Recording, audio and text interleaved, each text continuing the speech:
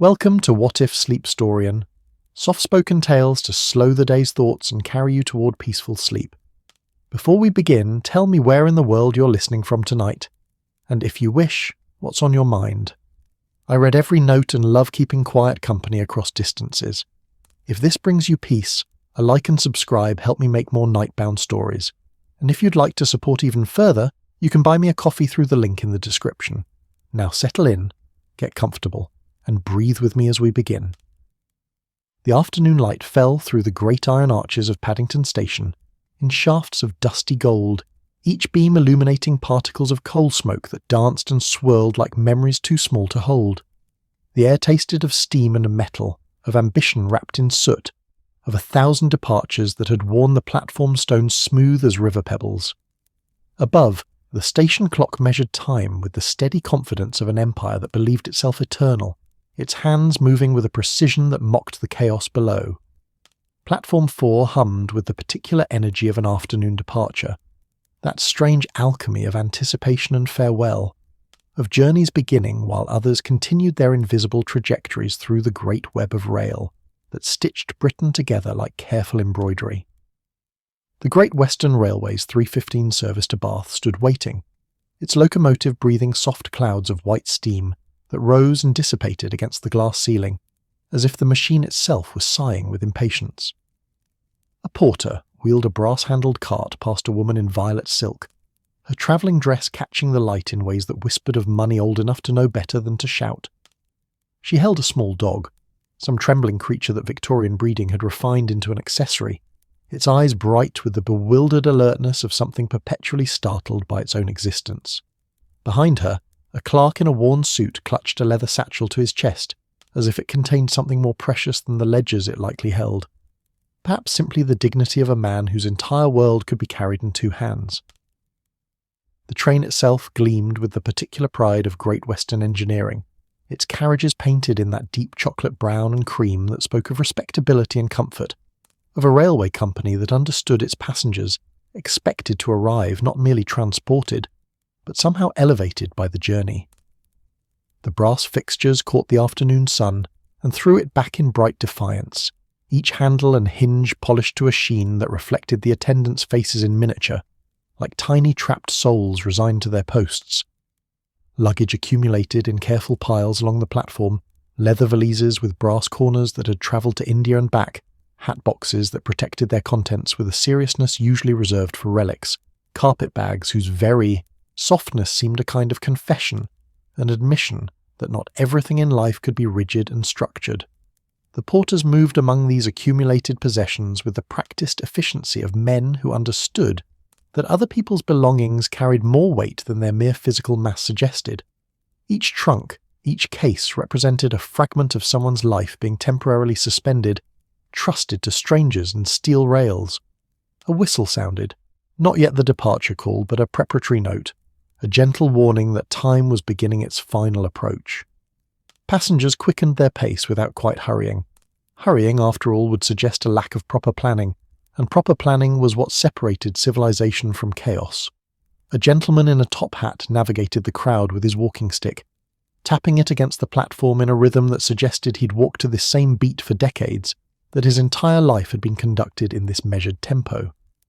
Near the third carriage, a diplomat moved with the careful neutrality of a man trained to reveal nothing through gesture or expression. His briefcase, a thing of dark leather and serious brass locks, hung from his left hand with a weight that seemed to anchor him to the platform. He paused to let a family pass, a father corralling 3 children whose excitement at the journey ahead had overcome their careful upbringing. Their voices rising in questions their mother gently hushed. The diplomat's eyes tracked the flow of people with the perpetual assessment of someone who had learned that safety lay in awareness, that the world revealed its intentions to those patient enough to watch. The Great Western Railway had transformed Britain in ways both obvious and subtle. It wasn't merely that one could now travel from London to Bath in a matter of hours rather than days, though this alone would have seemed miraculous to previous generations. It was that the very concept of distance had been redefined, compressed, made manageable. Towns that had once existed in their own isolated orbits now found themselves drawn into London's gravitational pull.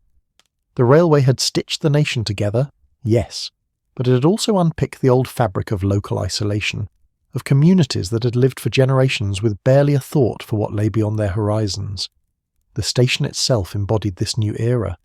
Brunel's grand vision made manifest in iron and glass, a cathedral to progress where the faithful came not to pray, but to depart.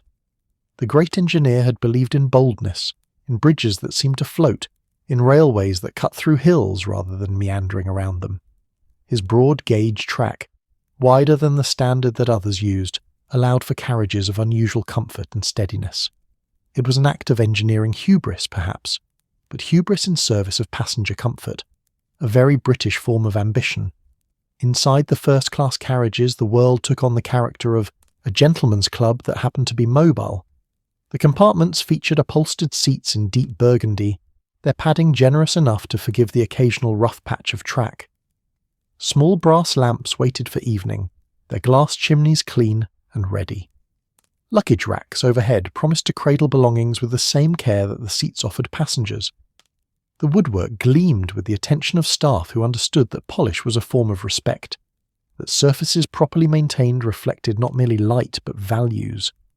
A conductor moved through the platform checking tickets, his uniform pressed to knife-edge precision, his manner courteous but firm. The gatekeepers of the railway system understood their role as guardians of order. He paused to help an elderly woman find her compartment, his voice patient as he explained the carriage numbering system. She clutched a basket that smelled faintly of lavender and fresh bread, provisions for a journey that would have been unthinkable in her youth, when Bath was a destination reached only by those with time and resources enough to treat travel as its own event, rather than merely a means to an end. The platform's edge bore the scars of countless departures, small chips in the stone where luggage had been carelessly dropped, dark stains where steam had condensed and evaporated in an endless cycle.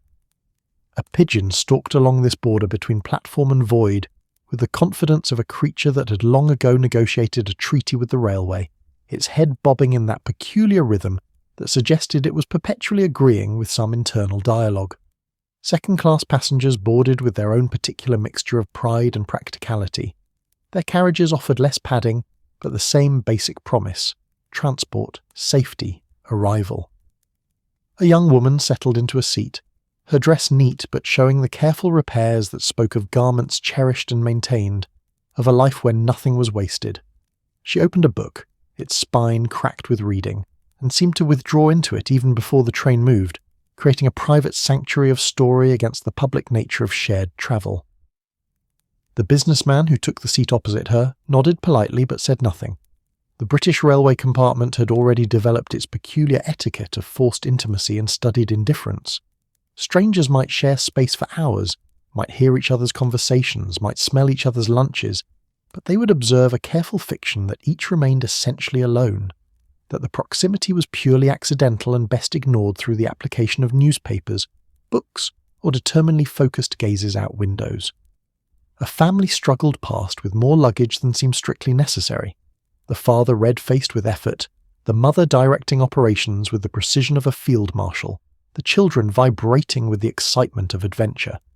They found their compartment, and began the complex negotiation of who would sit where, a discussion that seemed to carry the weight of diplomatic treaty negotiations. The youngest child pressed his face to the window, leaving a small fog of breath against the glass that briefly obscured the platform before fading. The diplomat had boarded early, settling into a first-class compartment with the practiced efficiency of someone who had spent substantial portions of his life in transit. He placed his briefcase on the seat beside him, then seemed to reconsider and moved it to the overhead rack, handling it with a care that suggested its contents were fragile or valuable or both. He arranged himself in the corner seat, the one that offered the best view of the compartment door, and opened a newspaper, though his eyes tracked each new passenger who passed in the corridor outside. 2 gentlemen entered the same first-class carriage, moving with the comfortable assurance of frequent travellers. One was tall and lean, his face all angles and attention, his eyes missing nothing even as he appeared to look at nothing in particular. His companion was shorter, more solidly built, with a military bearing softened by time and civilian life, a medical bag clutched in one hand as if he feared someone might need his professional services at any moment.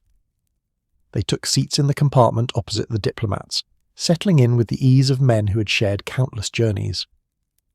The taller man, Holmes, arranged himself with his legs crossed and his fingers steepled, his gaze distant as if he were already solving puzzles that hadn't yet been presented.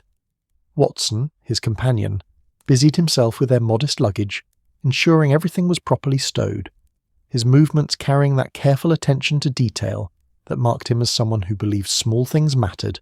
That order imposed on the external world helped maintain order within. The station clock advanced toward departure. Porters made final adjustments to luggage, double-checking that nothing had been left behind, that every trunk and case was accounted for, that the complex inventory of people's portable lives had been successfully transferred from platform to train. The locomotive's breathing changed pitch, becoming deeper, more purposeful, as if gathering itself for the effort ahead. A whistle shrieked, sharp and urgent, the final call. Late passengers hurried without admitting they were hurrying, that careful British pretense of unhurried purpose even while moving at speed. A young man sprinted past with a carpet bag, his hat threatening to escape, and dove into a third-class carriage just as a conductor raised his flag. Doors slammed along the length of the train, each closure a small percussion note in the symphony of departure. The locomotive released a great breath of steam that rolled across the platform like fog, obscuring everything for a moment in the white nothingness. When it cleared, the train was moving so gradually, at first that it seemed almost an illusion, as if the platform was sliding backward rather than the train moving forward. The great wheels turned, finding their rhythm, the sound building from a whisper to a steady mechanical heartbeat that would carry them westward. Paddington Station began to fall away, its iron arches receding, its noise fading, replaced by the new sounds of the journey, the clatter of wheels on rails, the creak of carriage suspension, the murmur of passengers settling into their private universes within the shared space. London's buildings pressed close at first, brick walls and narrow passages, washing hung from windows like surrendered flags, faces appearing briefly and then gone, the city showing its cramped, intimate face before gradually loosening its grip. The diplomat leaned back in his seat, his newspaper now genuinely open before him, though his eyes occasionally lifted to glance at his briefcase overhead. Whatever documents it contained, they had earned their secure position, their brass locks, their proximity to his awareness even when out of his hands. The afternoon sun slanted through the window, warming one side of the compartment, creating shadows that would shift and rotate as the train changed direction on its westward journey. In the opposite compartment, Holmes had closed his eyes, though Watson knew better than to assume his friend was sleeping. More likely, that restless mind was cataloguing everything it had observed on the platform, filing away faces and behaviours and small anomalies for future reference. Holmes collected information the way others collected stamps, with a passionate attention to detail that bordered on obsession but which had, more than once, proved the difference between mystery and solution. The train gathered speed, London beginning its transformation from dense urban heart to scattered suburbs, from the great press of humanity to something more dispersed, more given to gardens and trees, to spaces between buildings that suggested room to breathe. The rhythm of the rails became hypnotic, a steady pulse that encouraged thoughts to drift, tensions to ease, the cares of departure to settle into the acceptance of journey underway. In a second-class compartment, the young woman with the well-read book had found her page and disappeared into it, her lips moving slightly as she read, her awareness of her fellow passengers fading into that peculiar trance that good writing induces. Beside her, an older man dozed, his head tilted back, his breathing falling into sync with the train's rhythm. The countryside proper began to assert itself, fields appearing where buildings had been, hedgerows marking boundaries that had stood for centuries, church spires rising from villages like promises kept. Britain, seen from a railway carriage, revealed itself as a carefully managed landscape, every acre accounted for, every view somehow both wild and tame, natural yet shaped by generations of human presence. No one yet knew that something was missing. The diplomat's briefcase rested overhead, seemingly secure, the brass locks catching occasional flashes of sunlight. The afternoon stretched ahead, the journey promised to unfold in its measured way, Bath waiting at the end of the line like a reward for patience. But already, in ways too subtle to notice, something was not quite as it should have been. Some small detail had shifted. Some careful order had been disturbed.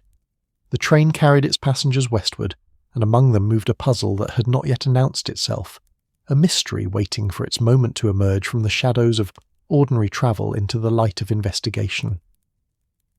The rails sang their steady song, and London fell further behind with each passing moment, and ahead lay Bath and arrival, and whatever waited in the space between departure and destination, that liminal realm where anything might happen, where the ordinary could become extraordinary in the time it took for one station to become another.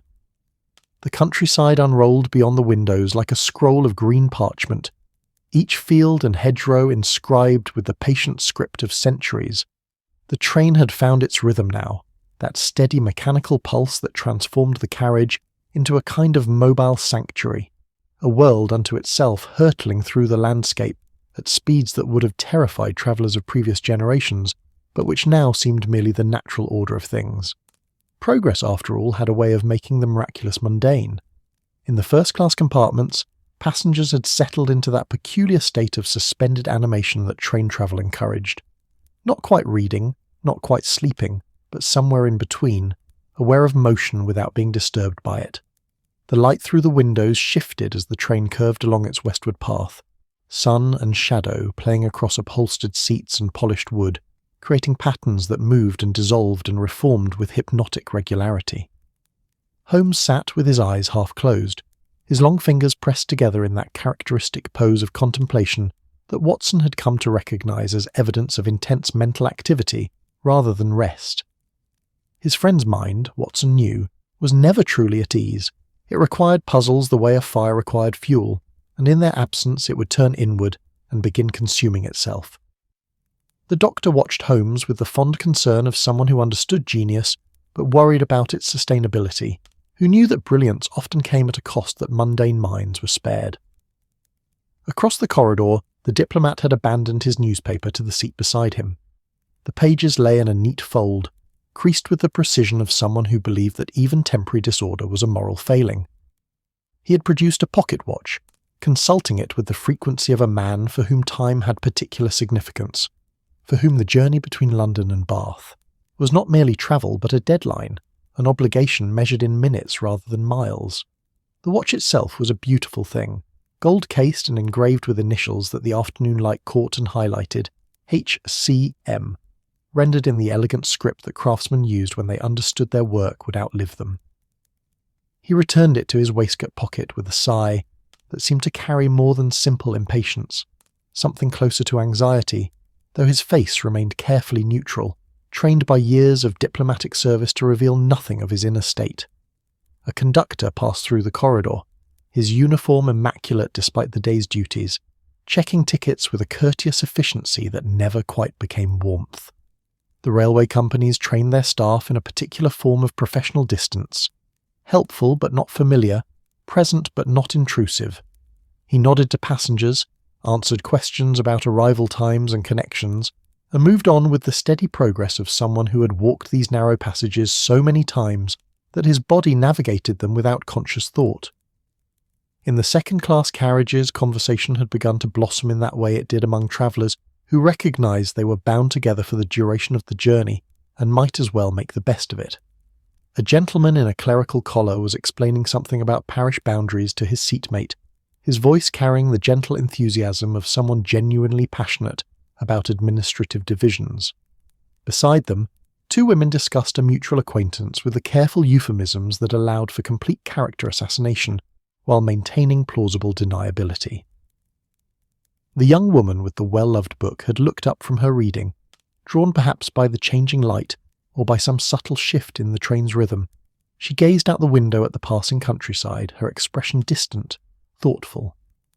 A village appeared and vanished, its church and cottages clustered around a green like children gathering around a storyteller, and then fields again, endless variations on green and gold, the patient geometry of British agriculture. Watson had pulled a small notebook from his pocket and was making entries with the careful script of a man who believed that unrecorded experience was somehow wasted, that life deserved documentation. He wrote of the journey's beginning, of Paddington's crowds and energy, of the way steam had obscured the platform like stage fog before a transformation scene.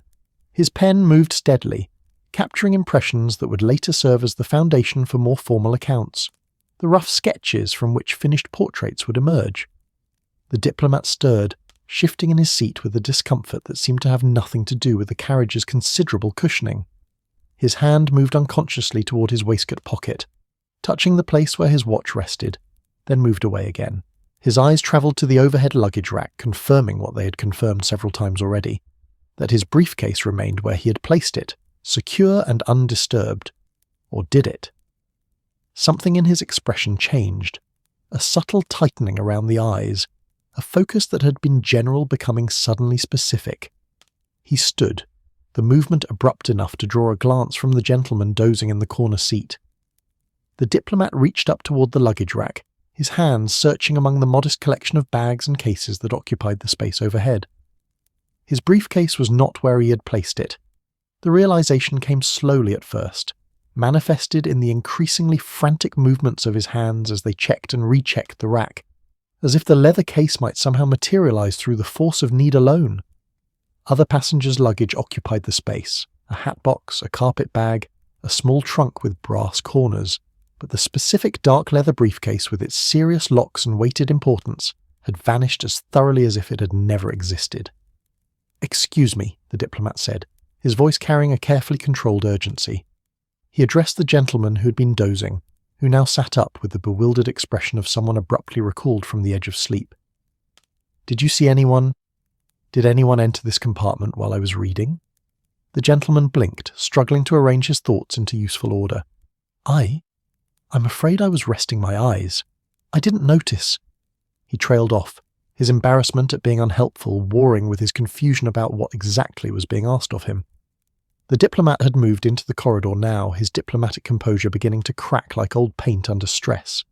He looked left and right along the narrow passage, as if his briefcase might have somehow walked away on its own and be waiting politely just out of sight.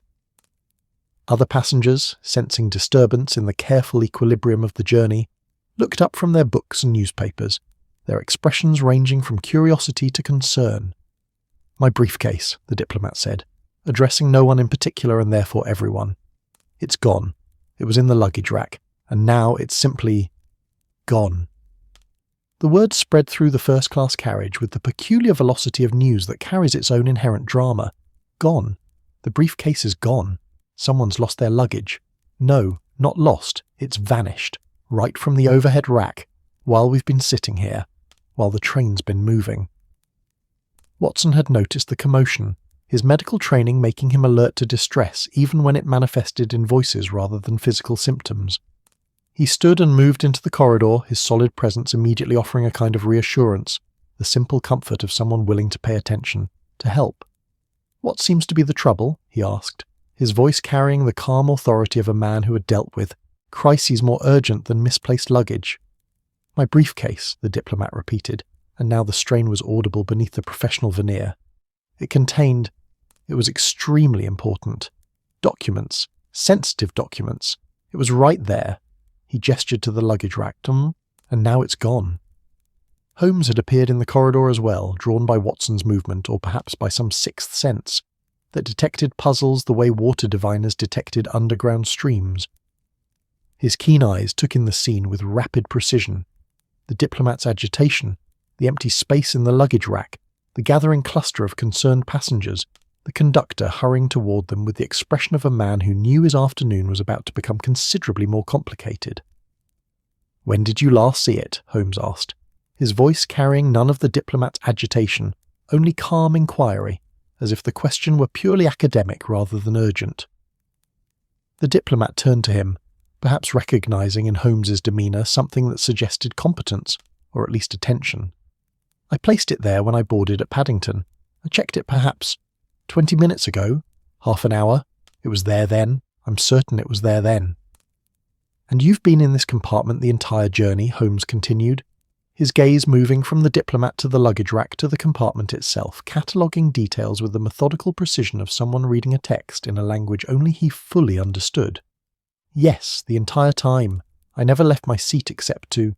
No, I haven't left at all. I've been sitting right there.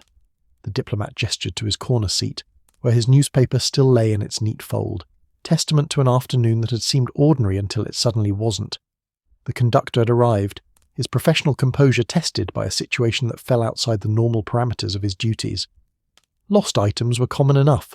Gloves left behind, newspapers abandoned, the occasional umbrella forgotten. But a briefcase vanishing from a locked and moving train while its owner sat feet away? That suggested something altogether different, something that transformed routine travel into the realm of the peculiar. "Sir, I'm certain there's a reasonable explanation," the conductor said, though his voice carried more hope than certainty. "Perhaps you placed it in a different compartment, or it was moved accidentally when other luggage was being arranged." "I placed it right there," the diplomat insisted, his finger stabbing toward the luggage rack with emphasis that suggested his certainty was the only solid thing in a suddenly uncertain world. "I know where I placed it. It contained documents of international significance. This is not a matter of casual misplacement." The words international significance rippled through the gathering passengers like a stone dropped in still water, creating ever-widening circles of concern and speculation.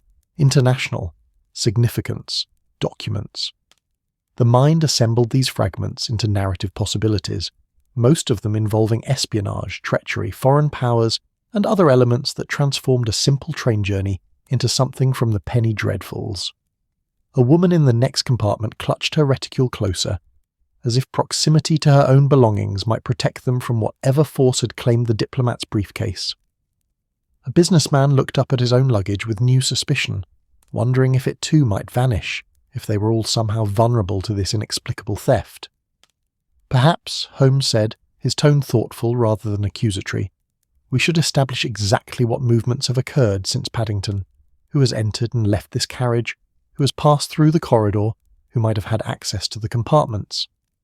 The conductor produced a small notebook, its pages already partially filled with the minute notations of his duties. "I passed through approximately 15 minutes ago, checking tickets.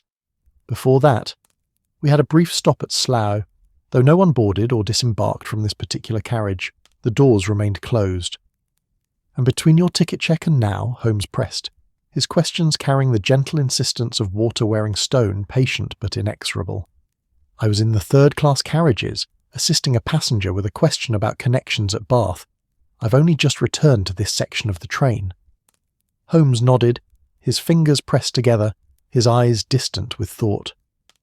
The narrow corridor had become crowded now with curious passengers, all pressing forward to see what the commotion was about, each adding their own presence to the complex equation of who had been where, who might have seen what, who could possibly be responsible for a disappearance that seemed to defy the basic logic of locked spaces and constant motion.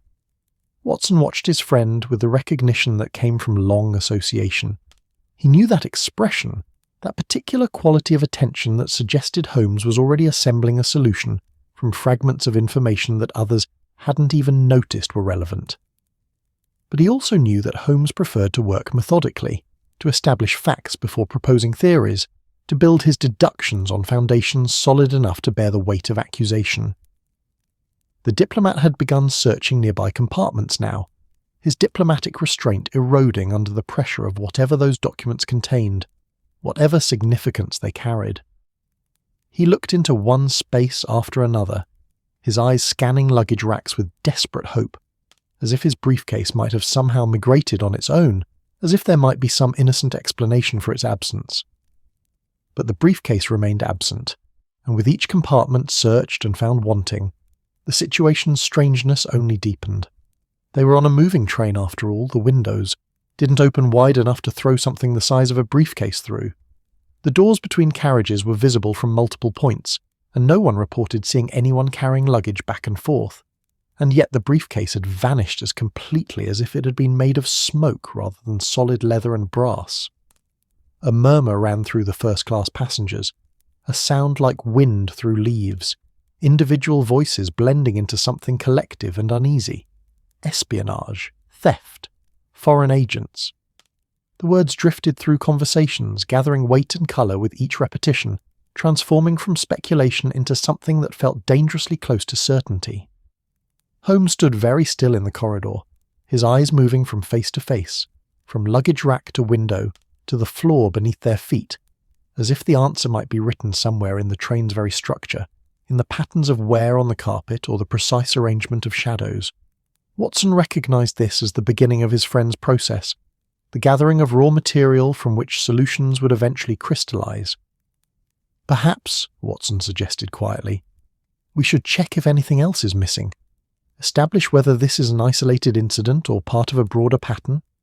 It was a sensible suggestion, the kind of practical thinking that Watson excelled at, and Holmes nodded his approval. The conductor began moving through the first-class carriage, inquiring with each passenger whether their belongings were intact, whether anything else had gone missing in the time since Paddington. The responses came back negative, but this brought no comfort. Only the diplomat's briefcase had vanished. Only those particular documents. Only that specific case with its brass locks and weighted importance. The selectivity of the theft suggested something far more troubling than opportunistic robbery. It suggested intention, purpose, someone who knew exactly what they were looking for and had found it, despite the inherent challenges of a moving train and constant proximity to witnesses. Outside, the countryside continued its placid scroll past the windows, utterly indifferent to the small human drama unfolding within the carriage. Fields gave way to fields, hedgerows to hedgerows, the patient agricultural landscape of England showing no awareness that something irregular had occurred, that order had been disrupted, that a mystery had announced itself with the simple but profound statement, "Something is missing, and we don't know where it's gone." The train carried them westward, toward Bath and arrival. But now the journey had transformed. What had been a routine afternoon's travel had become something else entirely, a locked-room mystery on rails, a puzzle unfolding at 60 miles per hour, a question that demanded an answer before the destination imposed its own conclusion. Holmes's eyes gleamed with the particular intensity that Watson had learned meant his friend had found, something worthy of his attention. The game, as Holmes would say, was afoot. And somewhere on this train, hidden in the narrow passages and confined spaces of carriages bound for Bath, lay the answer to a simple question that was proving anything but simple. Where had the briefcase gone, and who had taken it? The news travelled through the train with the peculiar velocity that anxiety provides, moving from carriage to carriage like a contagion, transforming the comfortable rhythm of the journey into something taut with unease. By the time the whispers had reached the second-class compartments, the story had acquired embellishments. The briefcase hadn't merely contained documents, but state secrets, treaty negotiations, information that could alter the balance of power between nations. By the time it filtered into third class, the diplomat had become an ambassador. The theft an act of international conspiracy, orchestrated by shadowy foreign agents who might still be among them. Such was the nature of rumour on a moving train, where passengers were captive to both proximity and imagination, where the ordinary constraints of verified fact gave way to speculation fed by penny dreadfuls and newspaper accounts of continental intrigue. Britain in the 1890s lived with a peculiar combination of supreme confidence in its imperial power and nagging anxiety about threats both foreign and domestic. The briefcase's disappearance tapped into those anxieties like a finger pressed against a bruise, awakening pain that had been present but ignored. In the first-class carriage, the diplomat had been persuaded to return to his compartment, though he sat on the edge of his seat with the restless energy of a man barely containing the urge to continue his frantic search. His hands moved constantly, adjusting his collar, checking his watch, pressing against his temples as if physical pressure might somehow reorganize the chaos in his mind into comprehensible order. The conductor stood nearby, his notebook open, trying to compile a useful account of the events, while managing the growing concern of passengers who had begun to view their fellow travellers with new and uncomfortable suspicion. Holmes had positioned himself in the corridor, where he could observe the flow of movement through the carriage, his back against the window, his arms crossed in that deceptively casual posture that Watson knew masked intense concentration. His eyes tracked each passenger who passed, noting gait and bearing, the way hands moved or didn't move, whether gazes met his or slid away. Watson stood beside him, providing both moral support and an appearance of authority that his military bearing naturally conveyed, even years after he'd left the service. "Tell me about the documents," Holmes said quietly, pitching his voice so only the diplomat could hear. The compartment had acquired several additional occupants, passengers drawn by curiosity or concern, creating an audience that made frank discussion difficult. Holmes gestured subtly toward the corridor, suggesting a more private conversation might prove useful. The diplomat rose and followed Holmes and Watson a few paces away from the immediate cluster of witnesses.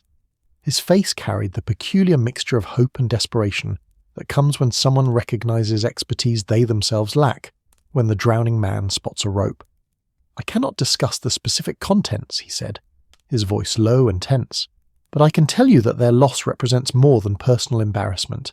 There are people, arrangements, understandings that could be compromised."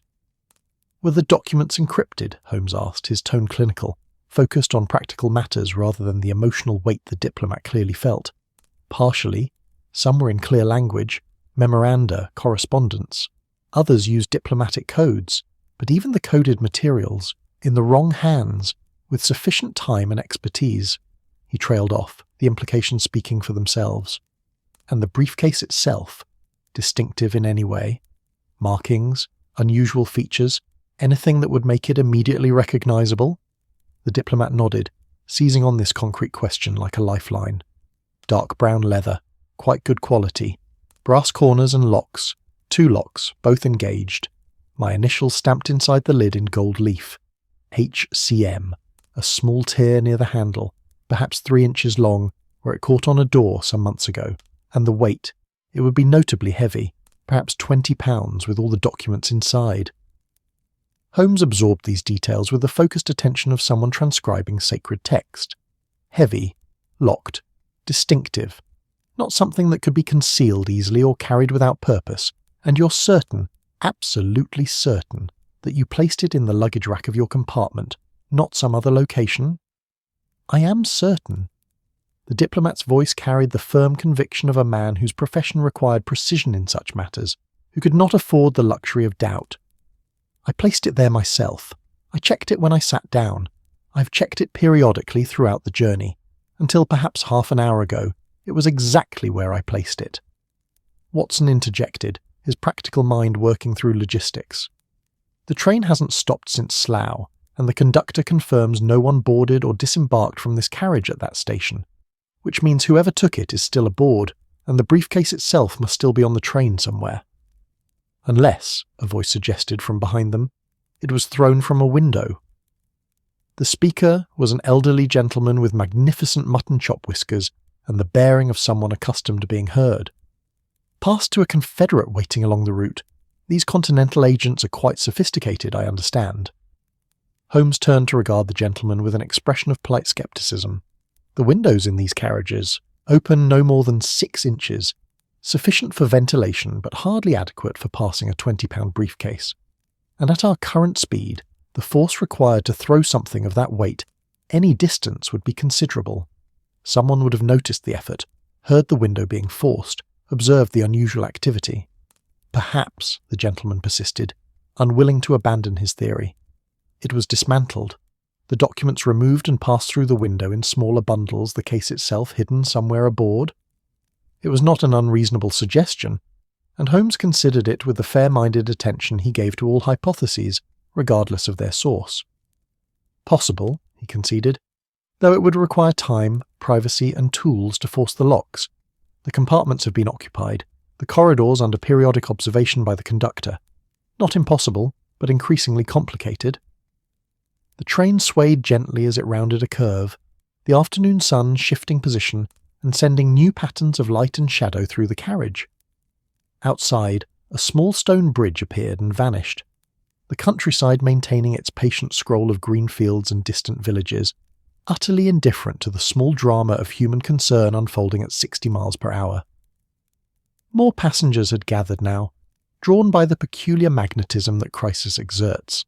The narrow corridor had become crowded with bodies and speculation, theories multiplying with each new contributor. A businessman suggested the briefcase had been switched with a dummy case, identical in appearance but containing nothing of value. though this required the thief to have advanced knowledge of the briefcase's appearance and to have brought such a duplicate aboard. A clergyman proposed divine intervention as punishment for some unnamed diplomatic transgression, a suggestion that was politely but firmly dismissed. Holmes raised his hand, requesting attention, and the murmur of speculation gradually subsided.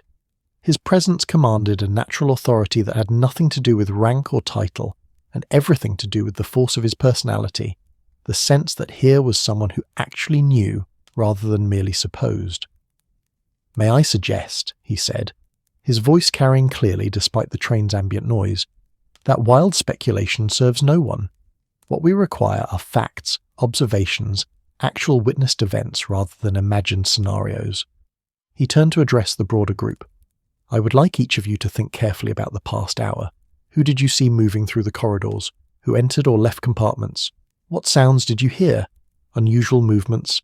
The opening or closing of the luggage racks?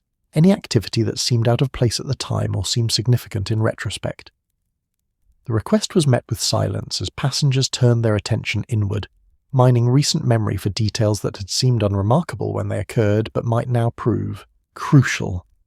The young woman from second class had joined the gathering, her book forgotten, her face showing the intense concentration of someone determined to be helpful. "I saw a porter," she offered tentatively, "perhaps 20 minutes ago. He was carrying something wrapped in cloth moving toward the rear carriages. I thought he was delivering something to a passenger." Holmes focused on her immediately. "Can you describe him? Height, build, any distinguishing features?" She frowned, trying to sharpen memory into useful detail. "Average height, I think. Dark uniform, but that's standard. I'm sorry, I didn't pay much attention. He seemed ordinary, like he belonged. Which is precisely how one should appear if one wishes to move through a train without attracting notice," Holmes observed. "Anyone else? Other movements? Other observations?" A businessman volunteered that he'd heard luggage being moved overhead in the compartment adjacent to his, though he'd assumed it was simply a passenger rearranging their belongings. Another passenger mentioned seeing a conductor, or someone in conductor's uniform, moving through the first-class carriage, though the timing seemed wrong for the regular ticket inspection. Watson watched his friend assemble these fragments with the focused attention of someone constructing a mosaic from scattered tiles. Each detail was noted, considered, placed in mental proximity to others, tested for fit and relevance. Holmes's mind worked with a speed and precision that Watson had long since ceased trying to emulate, contenting himself instead with the role of witness and chronicler, ensuring that the process, if not the results, remained comprehensible to ordinary intellects. The diplomat had been listening to these exchanges with mounting agitation. But surely someone must have seen something definitive. The briefcase couldn't simply vanish. Someone must have carried it away. Someone must have noticed. "The remarkable thing about a busy train," Holmes replied, "is how much activity occurs without conscious notice. We're surrounded by constant movement. Passengers shifting in seats, porters moving luggage, conductors passing through. We've learned to filter most of it as background noise, unremarkable and therefore unremembered. A skilled thief understands this and uses it as camouflage." The conductor had been growing increasingly anxious throughout these exchanges, aware that his train had become the scene of what might prove to be a significant diplomatic incident, that his routine afternoon run had transformed into something that would require reports, explanations, possibly investigations that would reflect poorly on the Great Western Railway's reputation for security and reliable service. "Perhaps," he suggested, his voice carrying desperate hope, "we should conduct a systematic search.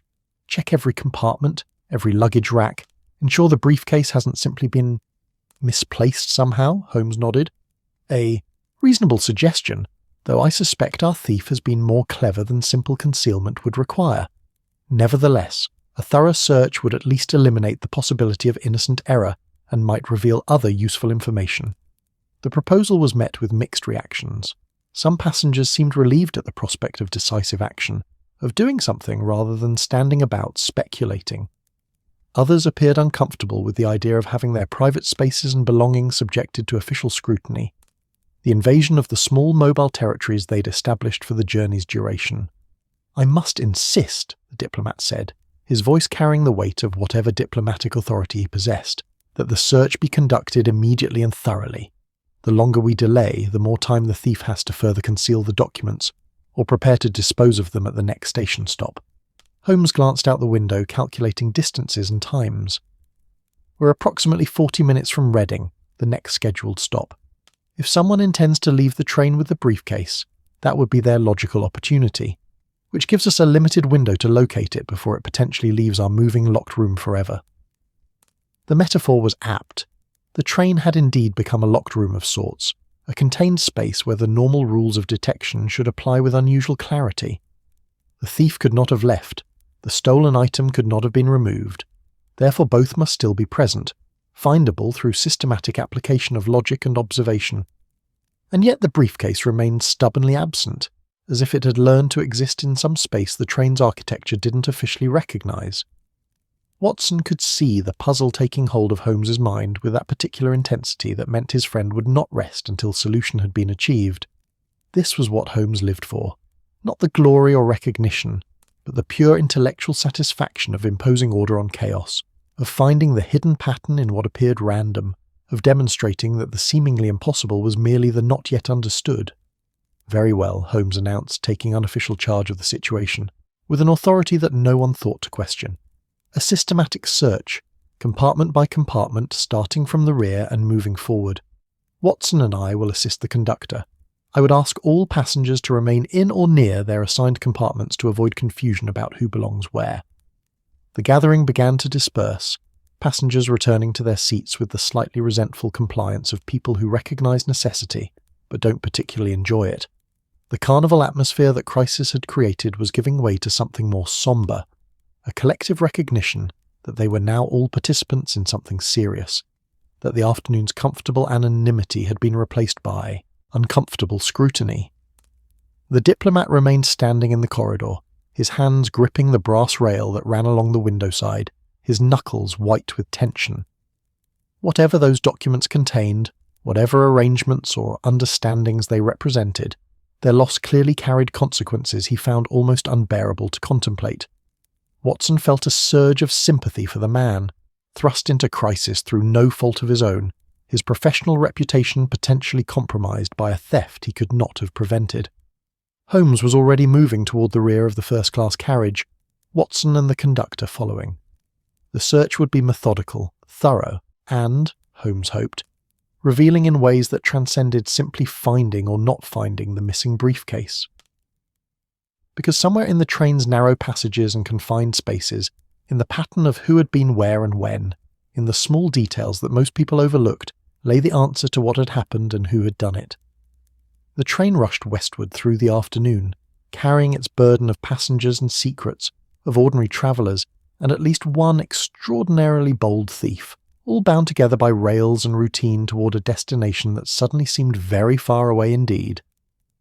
The search began with the kind of methodical precision that Holmes brought to all endeavours, transforming what might have been chaotic rummaging into something closer to scientific inquiry. He moved through the rear first-class compartment with Watson, and the conductor flanking him, his keen eyes missing nothing, not the arrangement of luggage overhead, not the way passengers sat or shifted under his gaze, not the small telltale signs that separated the innocent from the guilty, the merely nervous from the genuinely anxious. The first compartment held two elderly sisters travelling together to Bath for reasons of health, their luggage consisting primarily of hat boxes and a modest trunk that clearly hadn't been disturbed since Paddington. They submitted to Holmes's questions with the patient forbearance of people accustomed to inconvenience, answering in tandem about what they'd seen and heard, which amounted to very little beyond each other's conversation about rheumatism and the deplorable state of modern manners. "We heard nothing unusual," the elder sister confirmed, her voice carrying the slight quaver of advanced age. "Though I must say, the very idea that someone could steal from a moving train is quite disturbing. What is the world coming to when one cannot trust one's fellow passengers?" Holmes thanked them and moved on, Watson noting in his mental catalogue that the sisters had provided nothing useful, beyond confirmation that their compartment had remained undisturbed, that no one had entered or shown unusual interest in their space. The conductor checked his records, confirming that these were the only passengers assigned to this particular compartment, that no one else had legitimate reason to be present. The next compartment revealed a businessman travelling alone. his space cluttered with papers spread across both seats, the detritus of work that apparently couldn't wait for arrival to be completed. He looked up from his calculations with the irritated expression of someone interrupted in matters of importance, his pencil still poised over a column of figures that marched down the page with military precision. "I've seen no one," he said, before Holmes could even pose the question. "I've been working since we left London. Balance sheets don't calculate themselves, and I've a presentation to prepare for tomorrow morning." Holmes's eyes swept the compartment, taking in the papers, the opened briefcase on the seat. Notably different from the one they sought, being tan rather than dark brown, and bearing different initials stamped in silver rather than gold. The luggage rack overhead held only a small travelling case and a neatly rolled umbrella. "You heard nothing overhead?" Holmes inquired, gesturing upward. "No sounds from the luggage racks, no movement in adjacent compartments." The businessman considered this, his face showing the concentration of someone trying to retrieve memories that hadn't seemed worth storing at the time. "There was, perhaps 20 minutes ago, some shuffling, scraping sounds. I assumed someone was rearranging their belongings. It happens, doesn't it? People realise they've packed things in the wrong order, need something they've buried at the bottom of a case." "From which direction did the sounds come?" Holmes pressed, his interest sharpening. "Above me, or perhaps from the corridor. It's difficult to say with certainty. The train makes its own noises, wheels on rails, the constant creaking and settling. One sound blends into another until you stop noticing any of them." It was a fair observation, and Holmes nodded his acknowledgement even as Watson could see his friend filing away the information for later consideration. Sounds overhead, timing that corresponded roughly with when the diplomat had last checked his briefcase. Another piece of the puzzle, though its significance remained unclear. They moved forward through the carriage, compartment by compartment, Holmes's questions following a pattern that Watson had come to recognise, establishing who had been where, what they'd observed, what they'd heard, building a comprehensive map not just of physical space, but of temporal sequence, of the overlapping awareness and inattention that had allowed the theft to occur undetected. A young couple travelling to Bath for their honeymoon, or so the wife claimed with a blush while her husband remained conspicuously silent, had noticed a porter passing through approximately 30 minutes prior. "He was carrying something," the wife offered, "wrapped in cloth. I remember thinking it seemed rather large for whatever it was. But porters carry things, don't they? That's what they do." Holmes produced a small notebook from his pocket, a gesture that lent official weight to what might otherwise seem casual inquiry. "Can you describe this porter? Any distinctive features?" The husband spoke for the first time, his voice carrying the careful diction of someone who'd worked to smooth away regional accent. "Average height, I'd say. Dark uniform, standard issue. He had a moustache, quite thick, rather prominent, and he moved quickly, purposefully, like he knew exactly where he was going." Watson exchanged glances with Holmes, recognising that this description might prove significant. A porter with a specific destination, carrying something wrapped in cloth that might conceal a briefcase, moving through the first-class carriage at approximately the time the theft must have occurred. It wasn't proof, but it was the first concrete lead they'd uncovered. The conductor frowned, consulting his internal roster of staff. "We have 3 porters working this service today. I can't immediately recall which one has a prominent moustache, but I can certainly make inquiries." "Please do so," Holmes said, though discreetly. "If this porter is our thief, we don't want to alert him before we've established facts more firmly." They continued forward, the search revealing the complex social geography of the first-class carriage. Each compartment was its own small world, its occupants having established temporary territories complete with unspoken rules about noise, privacy, and interaction. Some passengers had spread out, claiming space with the confidence of frequent travellers who understood the unwritten codes. Others sat compressed into minimal space, as if uncertain of their right to comfort, their posture suggesting they felt themselves interlopers in a realm where they didn't quite belong. Holmes paused at the compartment adjacent to the diplomats, where a gentleman sat reading a book on railway engineering with the absorbed attention of genuine interest rather than mere time passing. His luggage overhead appeared undisturbed, and he looked up at their entrance with mild curiosity rather than concern. "Forgive the intrusion," Holmes began, "but I'm investigating the disappearance of a briefcase from the next compartment. Did you notice any unusual activity? Anyone entering or leaving? Any sounds that might indicate someone accessing the luggage racks?" The gentleman marked his place with a finger and considered the question with the same careful attention he'd been giving to his reading. "There was a porter, I believe, though I paid little attention at the time. He opened the door to this compartment, or perhaps the one beyond, looked in briefly, then moved on. I assumed he was checking compartment numbers, perhaps looking for someone. Can you describe him?" "Not well, I'm afraid. I barely glanced up.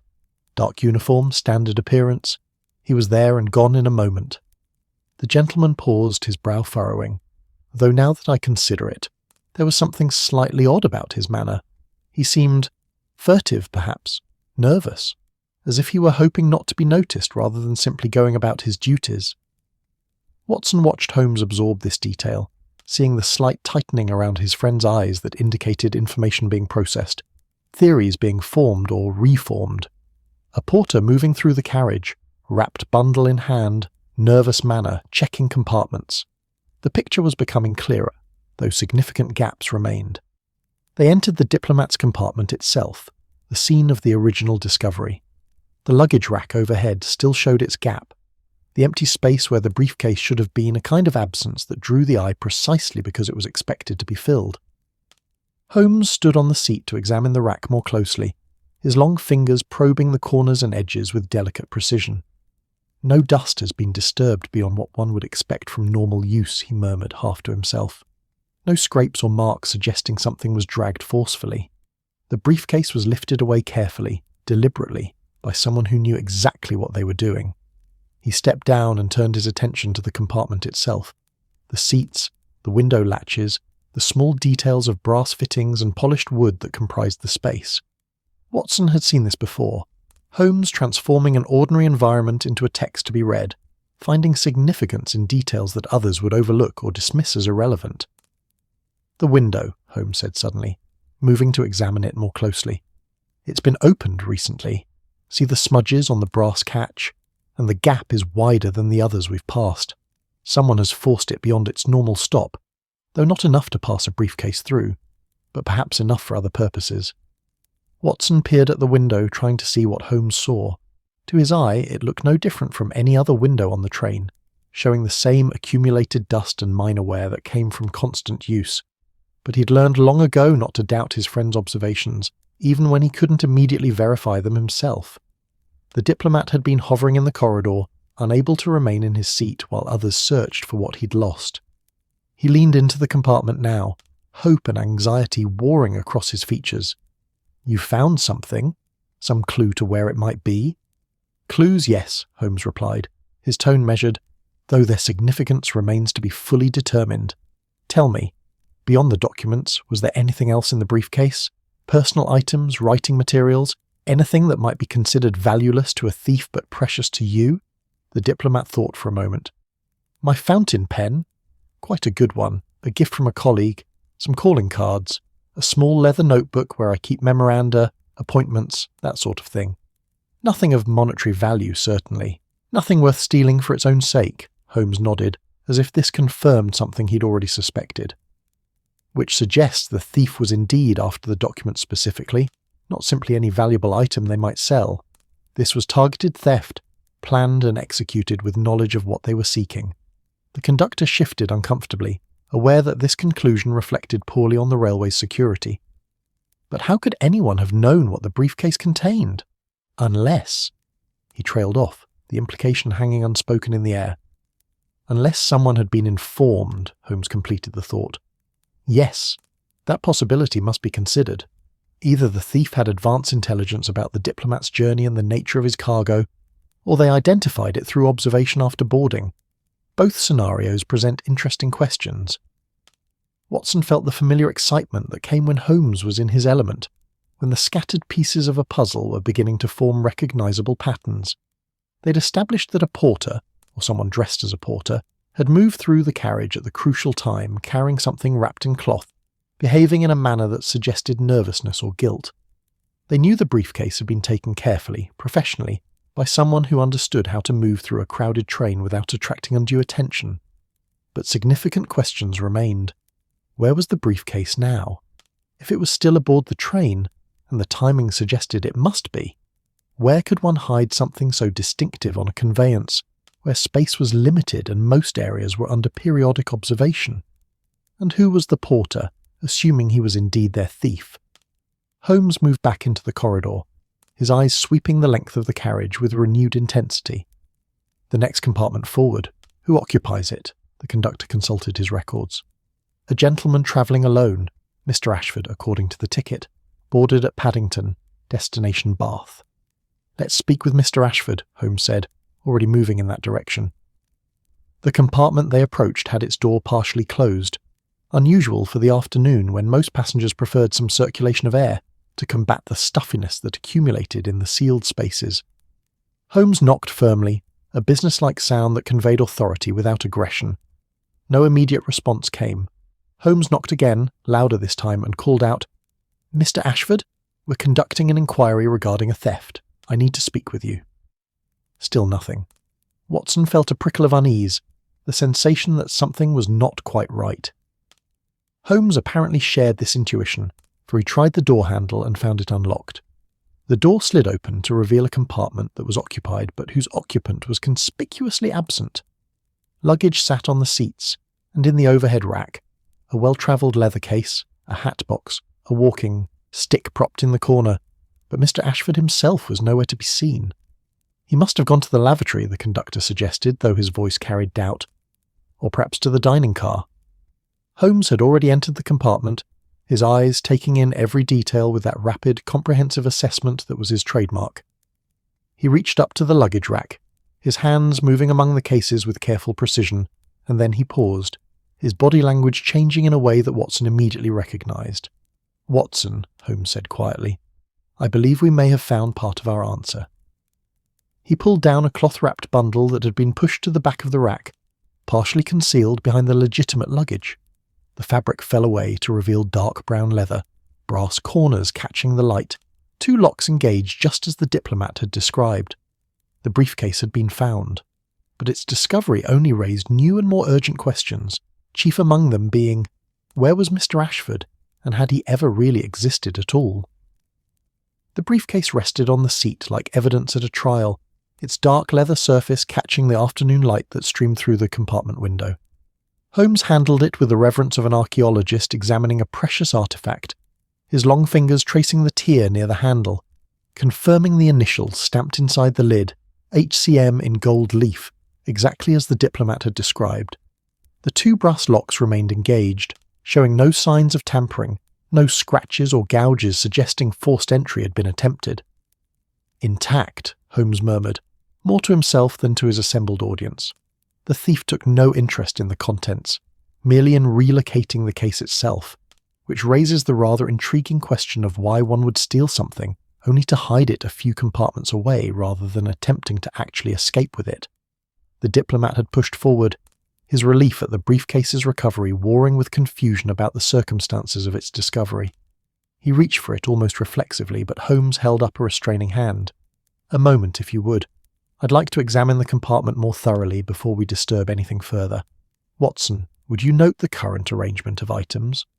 Watson pulled out his notebook and began sketching a rough diagram of the space, the position of luggage on the seats, the configuration of items in the overhead rack, the walking stick in its corner, even the small details like a newspaper folded on the seat, and a pair of gloves laid carefully beside it. The compartment bore all the signs of recent occupancy, yet its occupant had vanished as thoroughly as the briefcase had earlier, leaving only these material traces of his presence. Holmes opened the cloth that had wrapped the briefcase, examining it with minute attention. "Common railway porter's cloth," he observed, "used for protecting luggage during handling, available to any staff member and likely to several passengers who might have appropriated one for their own use. No distinctive marks, no monograms, nothing to identify its specific origin."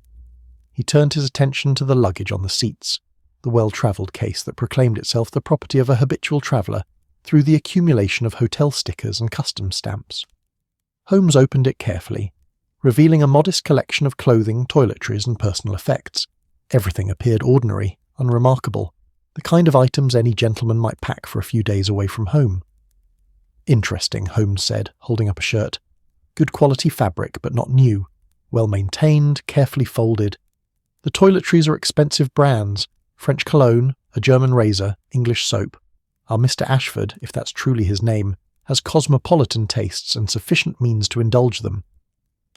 The conductor had been growing increasingly agitated, aware that his train now harboured not just a theft, but a mystery that seemed to deepen with each revelation. But where is he? A man can't simply disappear from a moving train. There are only so many places one can be. Indeed, Holmes agreed, which is precisely why his absence is so suggestive. Watson, what do you make of the walking stick? Watson moved to examine it, recognising that Holmes was involving him deliberately, using the question to direct his attention to something significant. The stick was handsome, dark wood polished to a deep sheen, with a silver handle shaped like a fox's head, the kind of accessory a gentleman might carry as much for appearance as practical support. Well made, Watson offered, turning it in his hands. The wood is ebony, I believe. The silver work is quite detailed. An expensive piece, certainly, and rather distinctive. Not something one would abandon casually. No, Holmes said quietly, taking the stick from Watson and examining it more closely. His fingers found a small catch near the handle, and with a gentle twist the stick separated into two pieces, revealing that it was hollow, and even less likely to be abandoned when it serves a secondary purpose. Inside the hollow cavity, they could see rolled papers, documents compressed into the narrow space with practiced efficiency. Holmes carefully extracted them, unrolling several to reveal what appeared to be architectural drawings, detailed schematics of buildings or installations rendered in precise technical draftsmanship. The diplomat had gone pale, his hand reaching unconsciously toward his recovered briefcase. "Those aren't mine," he said, his voice tight with alarm. "I don't know what those are, but they weren't in my possession." Holmes studied the documents with intense concentration, his eyes scanning the details with the speed of someone trained to extract information rapidly. "Nor should they be," he said finally. "Unless I'm very much mistaken, these are plans for military, fortifications, naval installations specifically. See the notations here regarding harbour depth, gun emplacement positions, supply depot locations. This is precisely the kind of information that foreign powers would pay handsomely to acquire." A heavy silence settled over the compartment as the implications crystallized. What had seemed a simple theft, troubling but comprehensible, had revealed itself as something far more complex. They were dealing not with a common criminal, but with someone operating at a level of espionage that suggested state actors, international intrigue, the shadowy world where diplomacy ended and darker methods began. "So, the theft of my briefcase," the diplomat said slowly, working through the logic, "was never about stealing the documents I carried. It was about—" He paused, understanding dawning across his features. "Misdirection," Holmes completed. "Your briefcase was taken to create chaos, to focus attention and concern on a visible crime, while the real business, the transfer of these genuinely sensitive military plans, occurred under the cover of confusion. Everyone was so concerned with your missing documents that no one thought to question a porter moving through the carriages or a passenger who kept to himself in his compartment." Watson felt the pieces clicking into place with the satisfying precision of a well-made lock. So Mr. Ashford, or whoever he really is, staged the theft to draw attention away from himself. But then why hide the briefcase in his own compartment? Surely that only increases the risk of discovery? Holmes smiled, that peculiar expression of appreciation he showed when someone asked exactly the right question. "Because he never intended to keep it there long. Consider the timing. The briefcase disappears, causing immediate alarm. We begin a systematic search, starting from the rear of the train and working forward. Which means Mr. Ashford knows exactly when we'll arrive at his compartment, giving him ample time to slip away before we reach him, taking his hollow walking stick and its valuable contents with him." "But where could he go?" the conductor protested. "We've established he's not in the first-class carriage. The other carriages are crowded, and a well-dressed gentleman appearing suddenly among second- or third-class passengers would certainly be noticed." Holmes moved to the window, gazing out at the countryside rushing past. The train has multiple carriages, multiple compartments, numerous small spaces and alcoves. A luggage van, for instance, staffed by a porter who might be bribed or distracted. The space between carriages, uncomfortable but feasible for short periods. Even the roof, though that would require considerable boldness and physical capability. He turned back to face them, his expression grave. "But I think we must also consider the possibility that Mr. Ashford had assistance. The porter we've heard described, the one carrying wrapped bundles moving nervously through the carriages, may not have been a legitimate railway employee at all. It's relatively simple to acquire a uniform, especially if one has access to the kind of resources that state-sponsored espionage provides." The conductor looked as though he might faint, the implications for railway security and his own professional reputation becoming increasingly dire. "You're suggesting we have multiple criminals aboard, working in concert?" "I'm suggesting we have at least one extremely clever individual who has planned this operation with considerable care, and who may or may not have confederates helping execute it. The question now is whether we can locate him before we reach Reading." Holmes consulted his pocket watch, "which we shall do in approximately 20 minutes. Watson felt the familiar acceleration that came when Holmes was closing in on a solution, when the scattered threads were being drawn together into a coherent pattern. If he's planning to disembark at Reading with the military plans, we need to find him before then. Once he leaves the train, he could vanish into the city, pass the documents to someone else, disappear completely. "Precisely," Holmes agreed, "which means we must think as he thinks, anticipate his movements, understand his strategy. He's bold, clearly. This entire operation demonstrates significant audacity. He's also intelligent, capable of complex planning and improvisation, and he's trapped on a moving train with the very people searching for him, which means he's also resourceful under pressure." Holmes began pacing the small compartment, his movements economical but intense, physical manifestation of the mental activity Watson knew was occurring. He took the briefcase to create confusion and focus attention on the first-class carriage. He established himself as Mr. Ashford, a gentleman traveller with legitimate reasons to be aboard. He created a false identity complete with luggage and personal effects detailed enough to withstand casual inspection. All of this requires preparation, advanced planning, possibly reconnaissance of the railway's operations and procedures. "Which suggests," Watson interjected following his friend's logic, "that this wasn't opportunistic crime. He specifically chose this train, this journey, this method. But why? What made this particular service from London to Bath significant?" The diplomat had been listening with growing horror, recognising that his role in this affair had been reduced to that of unwitting pawn, his legitimate concerns about his documents transformed into mere props in someone else's elaborate performance. "My presence," he said quietly. "My briefcase. Perhaps someone knew I would be travelling today, knew that my documents would provide the perfect distraction." Holmes stopped pacing, his eyes focusing on the diplomat with renewed interest. "That's a perceptive observation. Your movements were known in advance. Your travel plans were not kept confidential." "Diplomatic travel is rarely completely secret," the diplomat admitted. "Too many people need to be informed. Staff, ministry officials, contacts at one's destination. I registered my journey with the Foreign Office as required. Anyone with access to those records would have known I was taking the 3:15 from Paddington to Bath.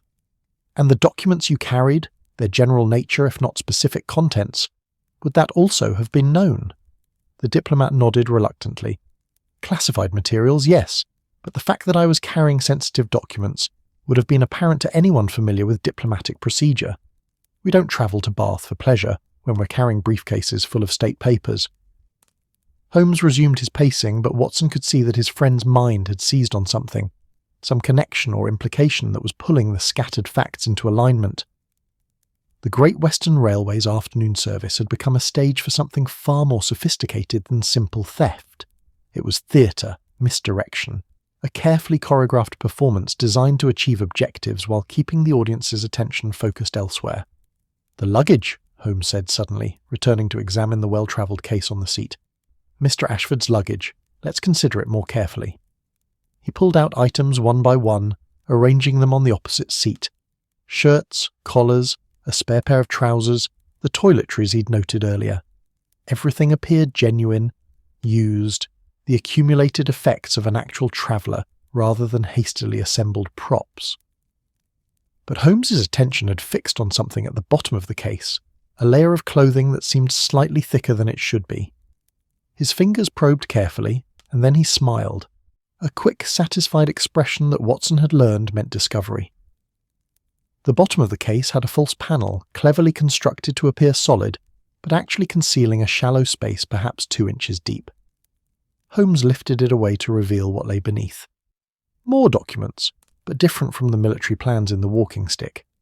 These were personal papers, identification documents, letters of introduction, several British passports each bearing different names and photographs of the same face with subtle variations. Ashford was not this man's only identity, merely his most recent one.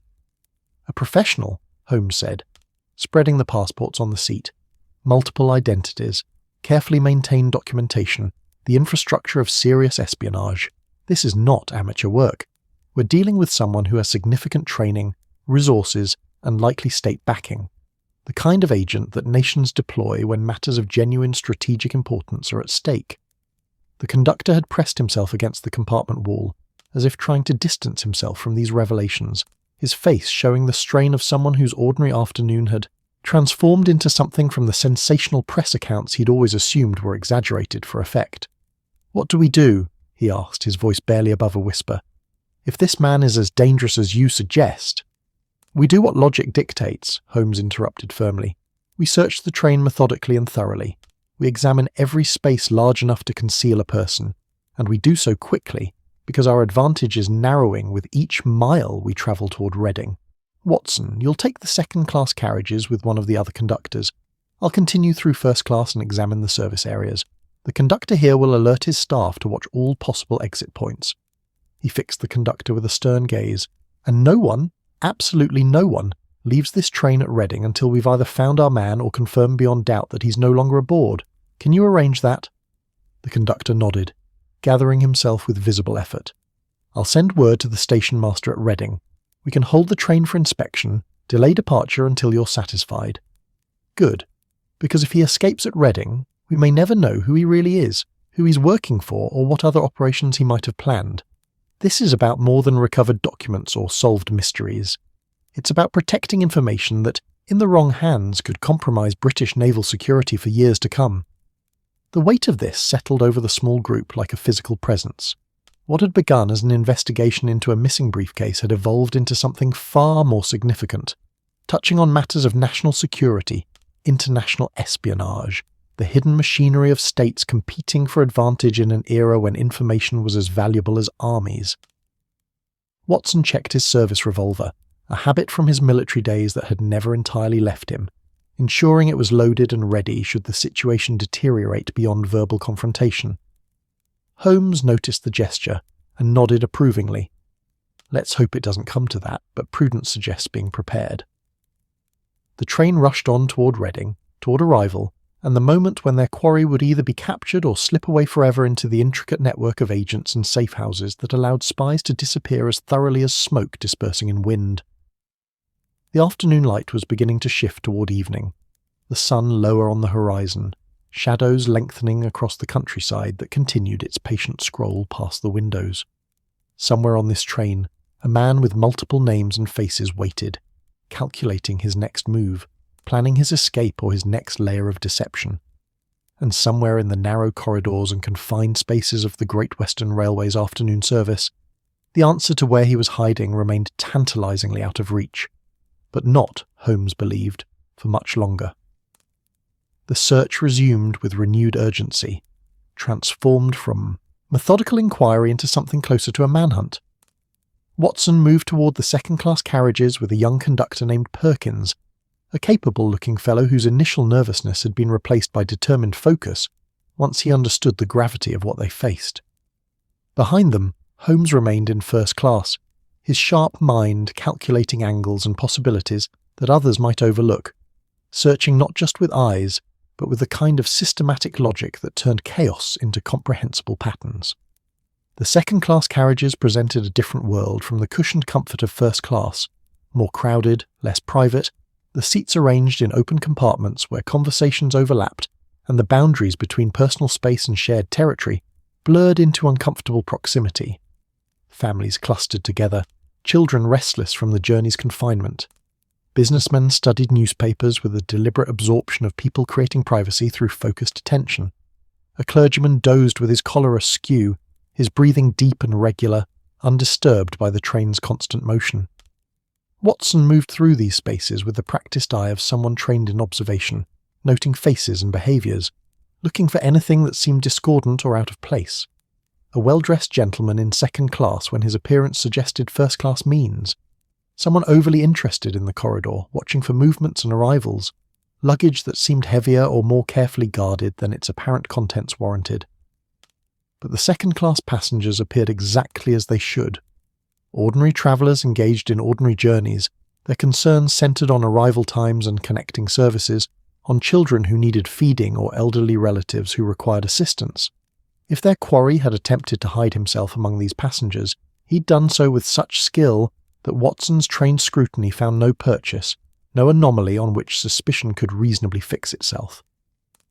Perkins checked the lavatories, knocking firmly and requesting that occupants identify themselves, a process that generated mild irritation, but general cooperation. Empty, each one empty, or occupied by legitimate passengers who emerged looking confused by the unusual attention their private moments had attracted.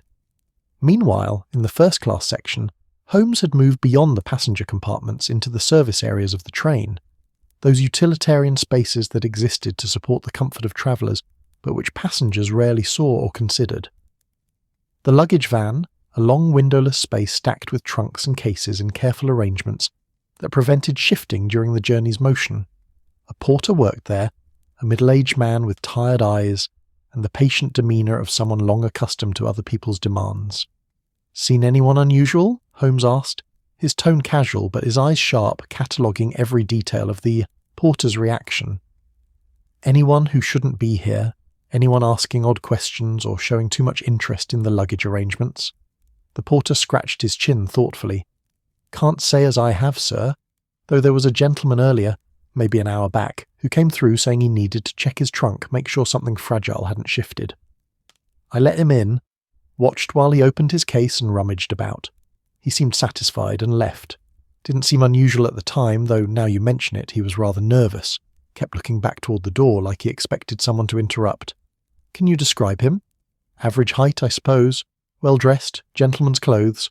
Had a walking stick. I remember that because he had to set it down while he worked on his trunk. Dark wood, fancy silver handle, looked like a fox or some such." Holmes's eyes gleamed with the light of confirmation. "And when he left, which direction did he go?" "Back toward the passenger carriages, first class I assumed, given his appearance." The porter paused, concern creeping into his expression. "Is something wrong, sir? Is this gentleman in some kind of trouble?"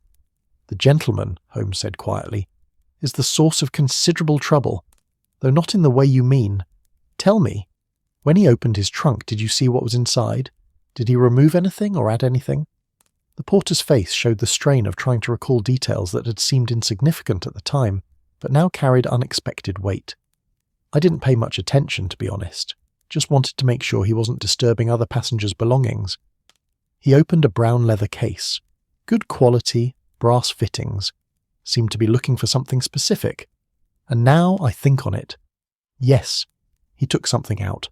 A package, wrapped in brown paper, slipped it into his coat pocket. Holmes nodded slowly, pieces falling into alignment. And the walking stick.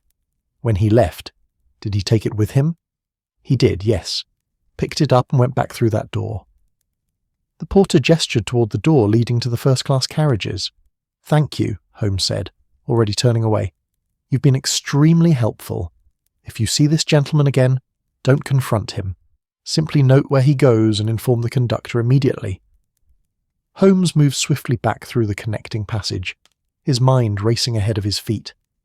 Their quarry had been in the luggage van, had retrieved something from a trunk, possibly the military plans from the hollow walking stick, now transferred to a wrapped package more easily concealed in a coat pocket, which meant he was preparing for departure, consolidating his gains into a form that could be transported quickly when the opportunity arose. But where was he now? The train was not infinite. It had finite space, finite hiding places. A man could only be in so many locations. First-class compartments had been searched. Second class was being searched. The luggage van had revealed only the porter and his stacked cargo. Which left? Holmes's eyes travelled upward, toward the ceiling of the corridor, toward the roof of the carriage. It was an audacious possibility, almost absurd in its boldness. The roof of a moving train, exposed to wind and weather, offering no shelter and little security. But it also offered something valuable: invisibility. No one looked up. No one expected someone to be there. And for a man desperate enough, clever enough, it might serve as a temporary refuge until the search moved past, until attention relaxed, and he could slip back down into the ordinary spaces of the train. Watson had returned from second class, his expression showing the frustration of a thorough search that had yielded nothing. "He's not in second class," he reported, "nor third class." Perkins continued on and found nothing unusual. "It's as if the man has simply evaporated." "Not evaporated," Holmes said quietly. "Elevated. Watson, I need you to help me examine something. Come with me to the space between carriages." They moved to the connection point where first-class carriage met the next section, the junction bridged by metal plates that shifted and rattled with the train's motion. The walls here were more utilitarian, showing the mechanical necessities that passenger areas carefully disguised. And there, bolted to the wall, was a maintenance ladder, narrow metal rungs leading upward to a hatch in the ceiling. Holmes tested the ladder's strength, then began climbing with the agility of someone unburdened by doubt. Watson followed, his military training overcoming any hesitation about ascending a ladder on a moving train.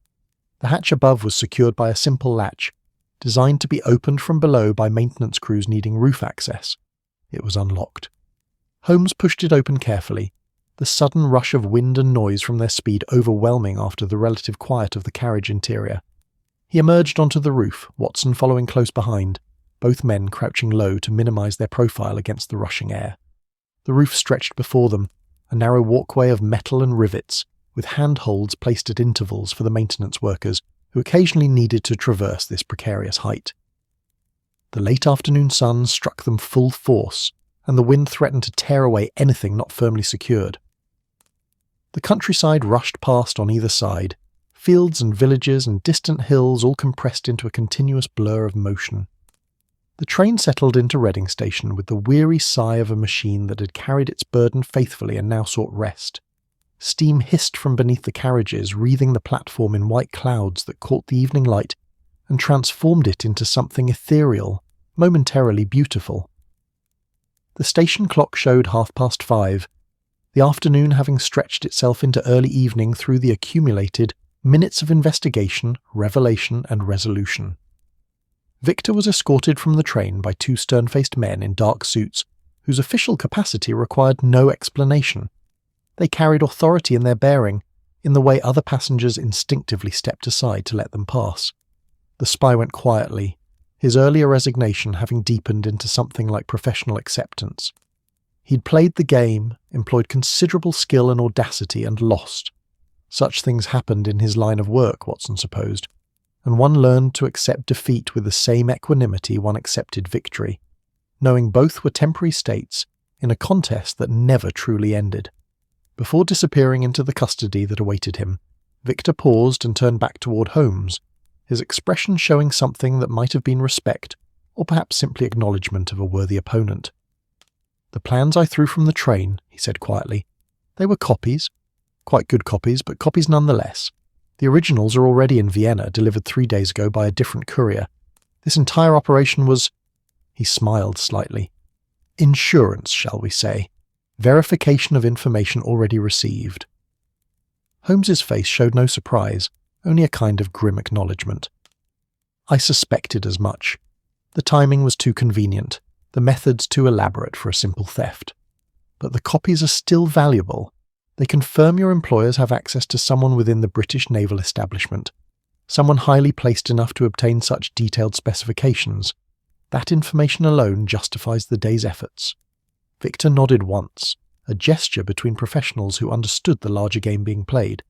Then he was gone, guided firmly toward a waiting carriage that would carry him to whatever interrogation chambers and holding cells awaited foreign agents captured on British soil. The diplomat stood on the platform clutching his recovered briefcase with both hands, as if afraid it might yet vanish through some residual magic from the afternoon's strange events. He approached Holmes with the humble gratitude of someone who recognized they'd been saved from professional disaster. "Mr. Holmes, I cannot adequately express my thanks. If those documents had been lost, if I'd been forced to report their theft—" "Your documents were never in real danger," Holmes assured him, though his tone carried kindness rather than dismissal. "You were a pawn in a larger game, chosen specifically because your presence provided the perfect distraction. The real target was always those military plans, and your briefcase's temporary disappearance served to ensure that no one questioned a nervous porter carrying wrapped packages through the first-class carriage. Still," the diplomat insisted, "you've saved me from considerable embarrassment, and possibly from the end of my career. If there's ever anything I can do to repay this debt—" Holmes waved away the offer with characteristic indifference to gratitude. "Simply ensure that your superiors understand the security implications of what occurred today. If Victor spoke truly, and I believe he did, then Britain has a significant intelligence leak somewhere in the Naval Administration. That's the real problem requiring solution, not the capture of one foreign agent who will simply be replaced by another." The diplomat nodded gravely, understanding that the afternoon's adventure was merely one small skirmish in ongoing conflicts between nations, between the visible world of diplomacy and treaties and the shadow world of espionage and stolen secrets.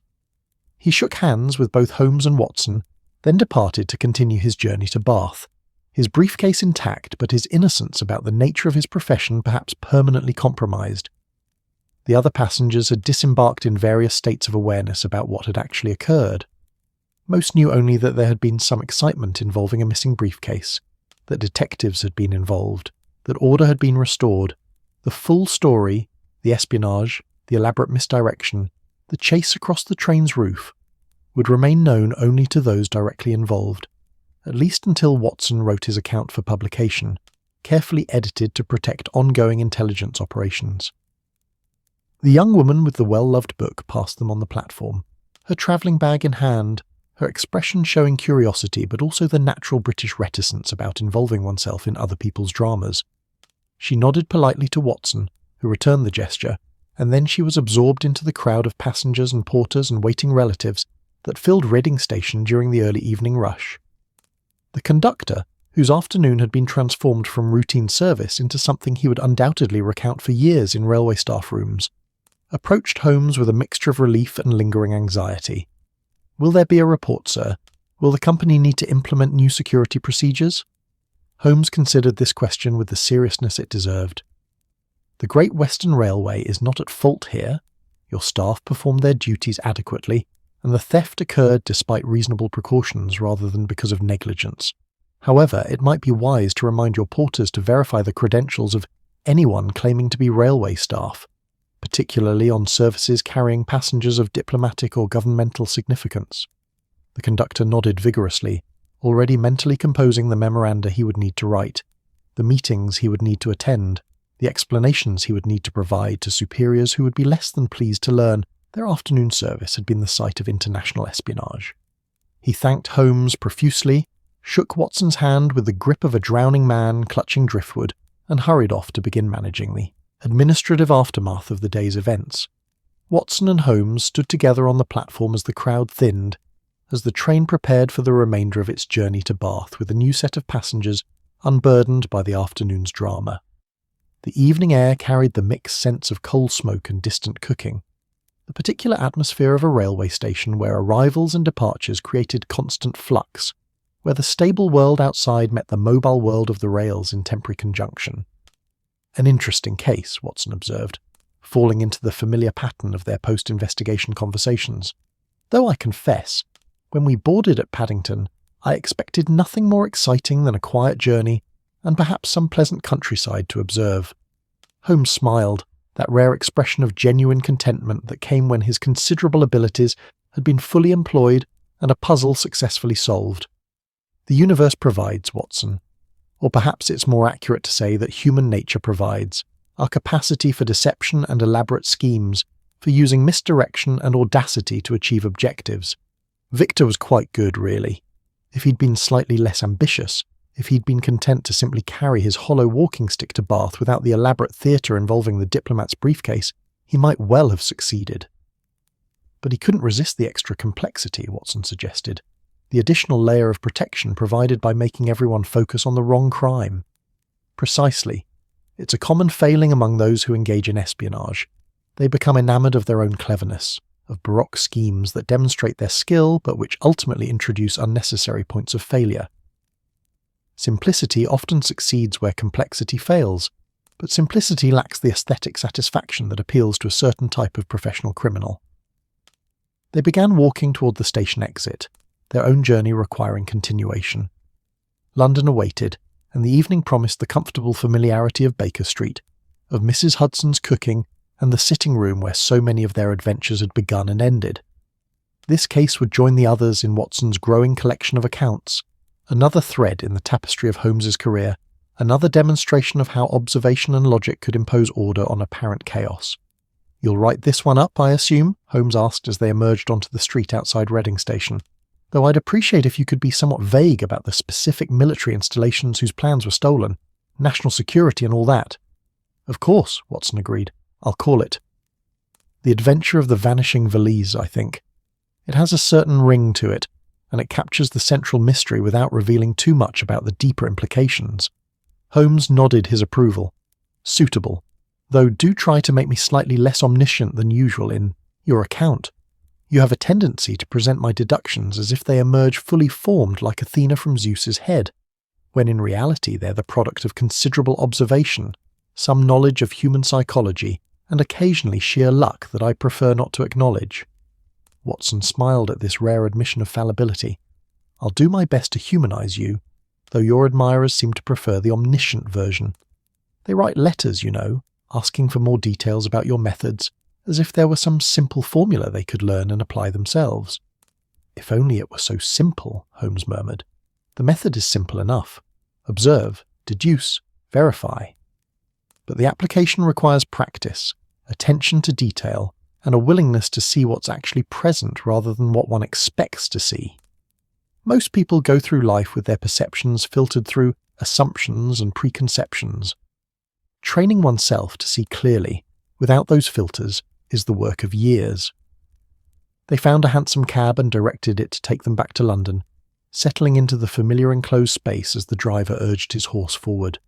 The streets of Reading gave way to open road, the countryside reasserting itself in the gathering dusk.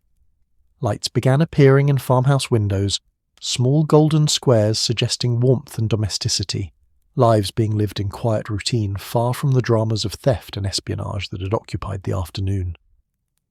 Watson watched the landscape pass, his mind already beginning to organize the day's events into narrative form, selecting details and arranging them for maximum effect while maintaining fidelity to the essential truth of what had occurred. The missing briefcase, the elaborate misdirection, the discovery of military plans hidden in a hollow walking stick, the chase across the train's roof. It would make an excellent story, one that combined mystery with adventure while illustrating Holmes's particular genius for seeing connections others missed. But beyond the story, beyond the individual case, Watson found himself reflecting on larger patterns.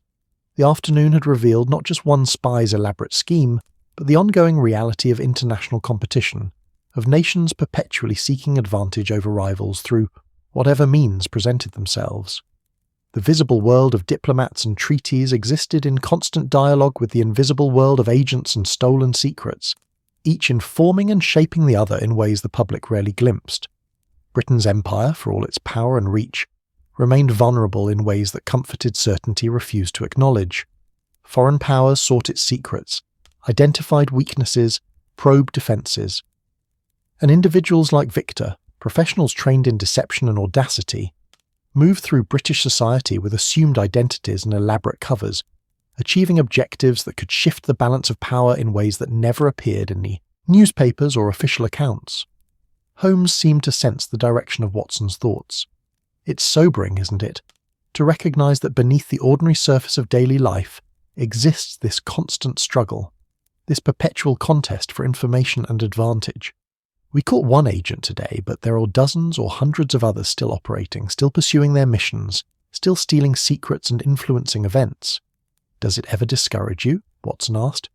Knowing that solving one case simply reveals the existence of countless others, that the work is never truly finished? Holmes was quiet for a moment, considering the question with the seriousness it deserved. "No," he said finally, "because the alternative, accepting that such things will occur without opposition, that cleverness and audacity should go unchallenged, is unacceptable.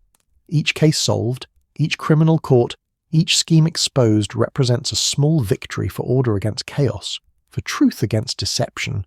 The victories may be temporary, the effects limited, but they matter nonetheless. It was as close to philosophy as Holmes usually ventured, and Watson recognised the statement as significant, a rare glimpse into the motivations that drove his friend's relentless pursuit of criminals and solutions. Holmes needed the work not for glory or recognition, but because his particular mind required the challenge, because he possessed abilities that would atrophy unused, because solving puzzles was not merely what he did, but fundamentally who he was.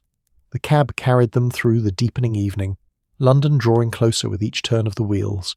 Behind them, reading receded into distance and memory, the afternoon's adventure already beginning its transformation from immediate experience into remembered narrative.